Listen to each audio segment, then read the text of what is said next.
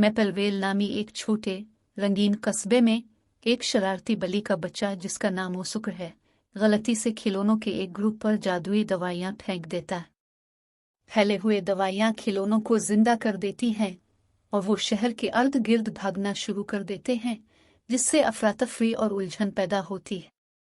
सरगोशियां खिलौनों को पकड़कर दोबारा तरतीब देने की कोशिश करती हैं, लेकिन जब भी वो करीब आता है वो खिसक जाते हैं और भी फसाद बर्पा करते हैं।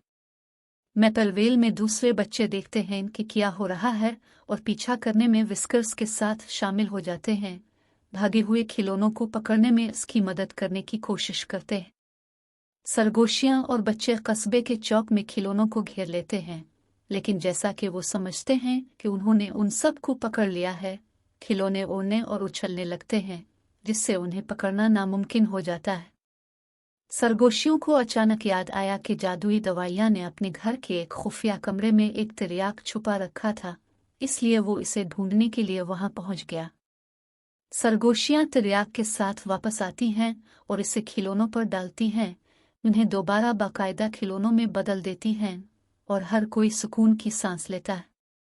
जैसे ही मैपलवेल पर सूरज गुरूब होता है, विस्कर्स और बच्चे अब पुरसुकून खिलौनों के अर्ध गिर्द जमा हो जाते हैं, ये वादा करते हुए कि जादू के दवाइयां को खुफिया रखेंगे और साथ में मजीद मुहिम जोई करेंगे।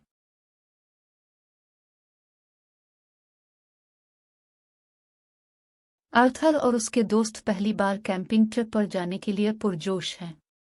कैंप साइट के रास्ते में आर्थर को एहसास हुआ कि वो खैमा लाना भूल गया है। आर्थर का दोस्त बस्टर लाठियों और पत्तों का इस्तेमाल करते हुए एक आर्जी खैमा बनाने का मशवरा देता है, लेकिन जैसे ही वो खत्म हो जाता है ये गिर जाता है। आर्थर की बहन DW को इसके बजाय सितारों के नीचे सोने का ख्याल आता है, लेकिन वो जल्द ही जंगल की आवाज़ों से खौफजदा हो जाते हैं। बस जब वो हार मानने और घर जाने का फैसला करते हैं तो वो रात के आसमान को रोशन करते हुए फायरफ्लाइज का एक ग्रुप देखते हैं, जिससे एक जादुई माहौल पैदा होता है। फायरफ्लाइज से मुतासिर होकर आर्थर और उसके दोस्त लाठियां जमा करते हैं और एक खूबसूरत कला बनाते हैं। फायरफ्लाइज को अपनी टिमटिमाती रोशनी के तौर पर इस्तेमाल करते हैं। वो रात अपने कले में गुजारते हैं, महफूज और खुशी महसूस करते हैं और एक खूबसूरत तुलू आफ्ताब तक जागते हैं। जैसे ही वो रुखसत होने के लिए तैयार होते हैं, आर्थर और उसके दोस्तों को एहसास होता है कि बाज़ औकात बेहतरीन मुहिम जोई वो होती है जो मंसूबाबंदी के मुताबिक नहीं होती।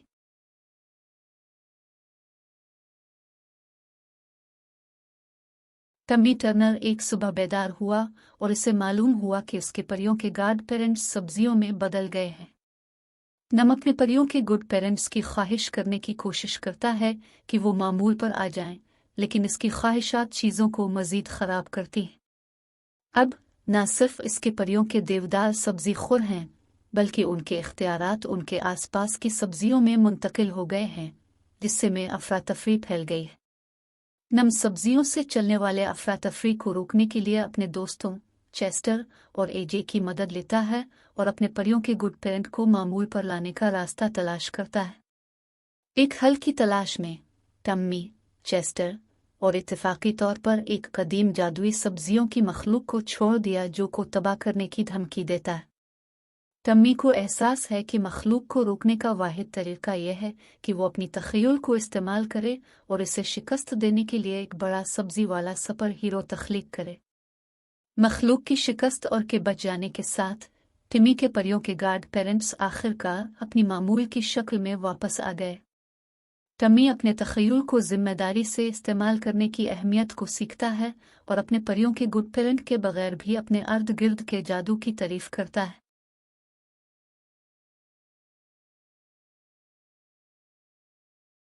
कार्टून किरदारों से भरे रंगीन जजीरे में नौजवान मुकाबला करने वालों का एक ग्रुप एक रियलिटी शो के लिए जमा है। एक चैलेंज के दौरान मेज़बान गलती से खजाने की चाबी एक गहरी तारीख गार में गिरा देता है। एक मद्दे मुकाबिल जिसका नाम मैक्स है, चाबी हासिल करने के लिए रज़ाकाराना तौर पर अपनी बहादुरी साबित करने का फैसला करता है। जैसे ही मैक्स गार के नीचे पहुंचता है, उसे एहसास होता है कि चाबी कहीं नहीं है। जिस तरह मैक्स घबराहट शुरू करता है, उसने एक पोशीदा जेर जमीन रास्ता दरियाफ्त किया जो एक पुरस्कार चैम्बर की तरफ जाता है। चैम्बर के अंदर मैक्स को न सिर्फ चाबी मिलती है बल्कि एक अफसानवी खजाना भी मिलता है जो खुसूसी इख्तियारात देता है। हाथ में चाबी के साथ मैक्स फातिहाना तौर पर सतह पर लूटता है, खजाने के सीने को खोलता है और उसके जादुई मवाद को हैरान मेजबान और मुकाबला करने वालों पर जाहिर करता है। जैसे ही मुकाबला करने वाले अपनी नई ताकतों का जश्न मनाते हैं, वो समझते हैं कि हकीकी खजाना वो दोस्ती थी जो उन्होंने रास्ते में बनाई थी।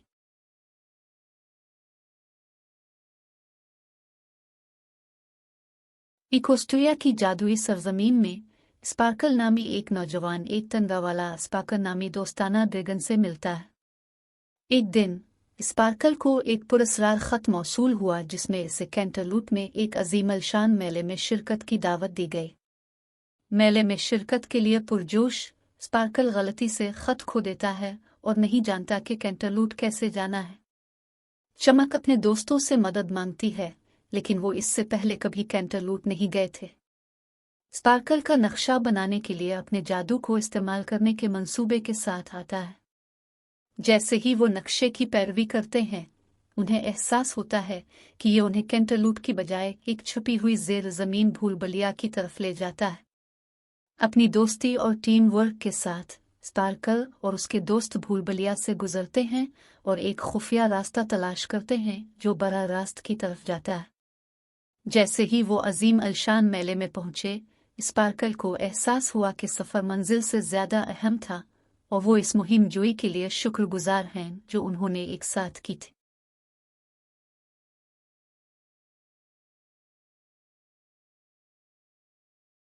सीसम स्ट्रीट में धूप वाले दिन एल्मो ने अपने दोस्तों के साथ पिकनिक मनाने का फैसला किया।